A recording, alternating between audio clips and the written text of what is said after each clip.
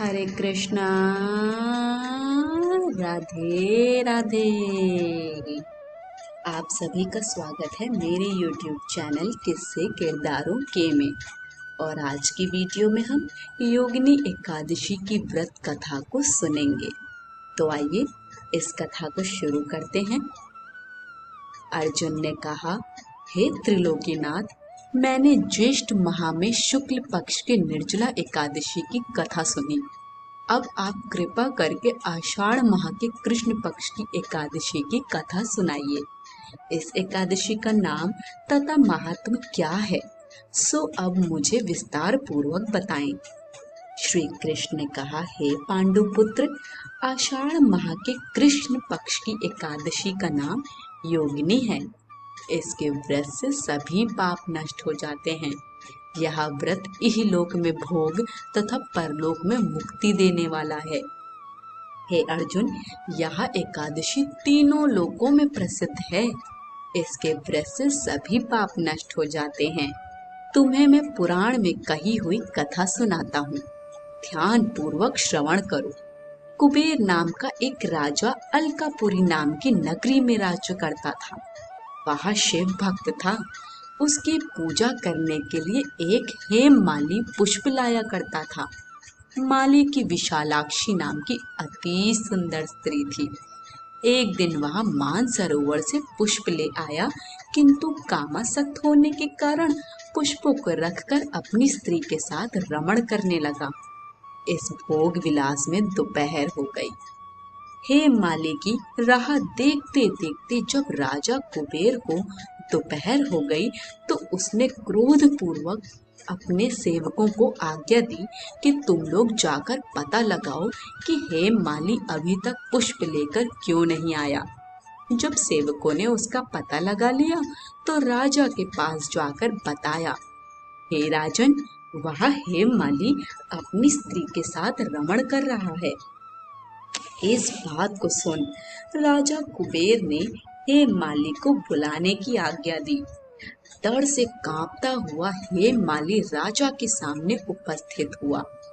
उसे देखकर कुबेर को अत्यंत क्रोध आया और उसके होंठ फड़फड़ाने लगे।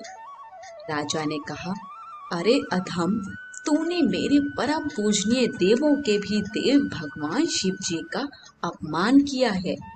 मैं तुझे शाप देता हूँ कि तू स्त्री के वियोग में तड़पे और मृत्युलोक में जाकर कोढ़ी का जीवन यापन करे।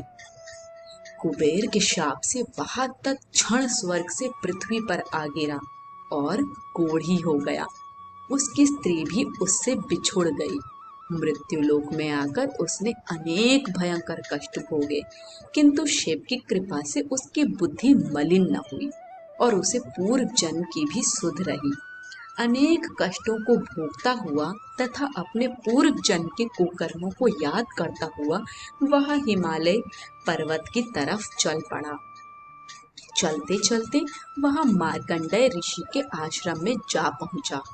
वह ऋषि अत्यंत वृद्ध तपस्वी थे। वह दूसरे ब्रह्मा के समान प्रतीत हो रहे थे और उनका वह आश्रम ब्रह्मा की सभा के समान शोभा दे रहा था। ऋषि को देखकर हेममाली वहां गया और उन्हें प्रणाम करके उनके चरणों में गिर पड़ा। हेममाली को देखकर मार्कंडेय ऋषि ने कहा, तूने कौन से निकृष्ट कर्म किए हैं जिससे तू कोढ़ी हुआ और भयानक कष्ट भोग रहा है? महर्षि की बात सुनकर हेममाली बोला, हे मुनि श्रेष्ठ, मैं यमराज कुबेर का चाकर था। मेरा नाम हेममाली है। राजा की पूजा के लिए मैं नित्य प्रति पुष्प लाया करता था। एक दिन अपनी स्त्री के साथ विहार करते करते देर हो गई और दोपहर तक पुष्प न पहुंचा सका।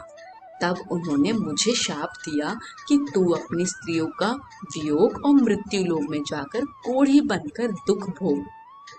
इस कारण मैं कोढ़ी हो गया हूँ तथा पृथ्वी पर आकर भयंकर कष्ट भोग रहा हूँ। अतः कृपा करके आप कोई ऐसा उपाय बतलाएं जिससे मेरी मुक्ति हो। मार्कंडेय ऋषि ने कहा, हे हेममाली, तूने मेरे सम्मुख सत्य वचन कहे हैं। इसलिए मैं तेरे उद्धार के लिए एक व्रत बताता हूँ। यदि तू आषाढ़ माह के कृष्ण पक्ष की योगिनी नामक एकादशी का विधान पूर्वक व्रत करेगा तो तेरे सभी पाप नष्ट हो जाएंगे। महर्षि के वचन सुन हेमाली अति प्रसन्न हुआ और उनके वचनों के अनुसार योगिनी एकादशी का विधान पूर्वक व्रत करने लगा। इसके प्रभाव से कुछ ही समय बाद वह फिर से अपने दिव्य स्वरूप में आ गया और सुखपूर्वक अपनी स्त्री के साथ विहार करने लगा। हे राजन, इस योगिनी की कथा का फल 88 सहस्त्र ब्राह्मणों को भोजन कराने के बराबर है। इसके व्रत से सभी पाप नष्ट हो जाते हैं और अंत में मोक्ष प्राप्त करके प्राणी स्वर्ग का अधिकारी बनता है। कथा सार। मनुष्य को पूजा आदि धर्म में आलस या प्रमाद नहीं करना चाहिए, अपितु मन को संयम में रखकर सदैव भगवान की सेवा में तत्पर रहना चाहिए। आज की कथा यही समाप्त होती है। कथा पसंद आई हो तो कमेंट बॉक्स में हमें अपना फीडबैक जरूर दीजिएगा। वीडियो को लाइक शेयर करें और चैनल को सब्सक्राइब करें। सभी को हरे कृष्ण, राधे राधे।